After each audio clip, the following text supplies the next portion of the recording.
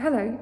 Now going to Town's Open, I thought it might be nice to talk about some of the pictures in the exhibition in the hope that it will get some of you to come in, but also for those of you that still feel a bit nervous about coming, so that maybe you get to see some of the pictures on display in a bit more detail.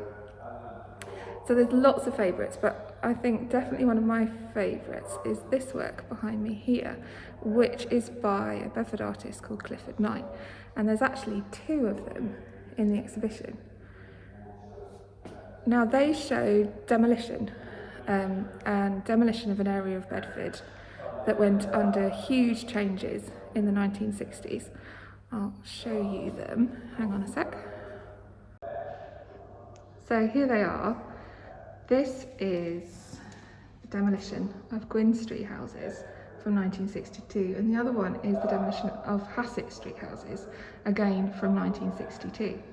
So those of you that know Bedford you can still walk down Hassett Street and Gwynn Street or drive down them, though they're really very different.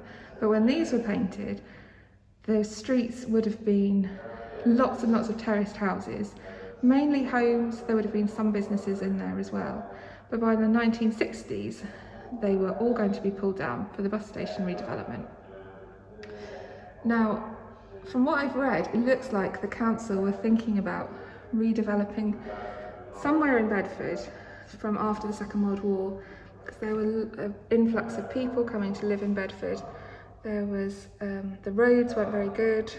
They needed a new bus station, so they earmarked the land around All Hallows for where this redevelopment would be. But the land around All Hallows had all these houses, but unfortunately the houses were not in the best repair. They didn't have modern sanitation, and also they were very thin roads because they were used to horse and cart and not really cars. So they started to demolish these streets. So in the 60s, the streets, Hassett Street and Gwynn Street, went from the top of Bromham Road right down to Midland Road. So they were really long roads. But if you go down them now, Hassett Street is unrecognisable. It's still a long street, but Gwynn Street is tiny. And at the end of it, there is just this tiny bit of road, and then you get the multi-storey car park, because another part of the redevelopment was to have better parking in the town. So you can look on, well, I've looked on things like Curley's Directory, which give you lists of the people that lived in these houses. So we're not really sure where on Gwynn Street this is, but thankfully Clifford Knight wrote on this one, which is of Hassett Street, where it was, and he wrote that it was by Safeways, when he calls it the new Safeways.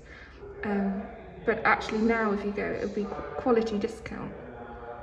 So I've got no memory of this whatsoever, because I've always lived in the town when the bus station was there and All Hallows. But I'm sure lots of Bedfordians will remember these houses. I love them. You can see that Clifford Knight's very influenced by John Piper. I like how the clouds in both these works, they look like they're really heavy, and it's either just had a downpour or there's going to be one. And for Clifford Knight, this must have been a huge change for the town, like it was for loads of people that lived here. The people that had lived in these houses, they were moved out to places like Putney and Brickhill, which were new housing developments.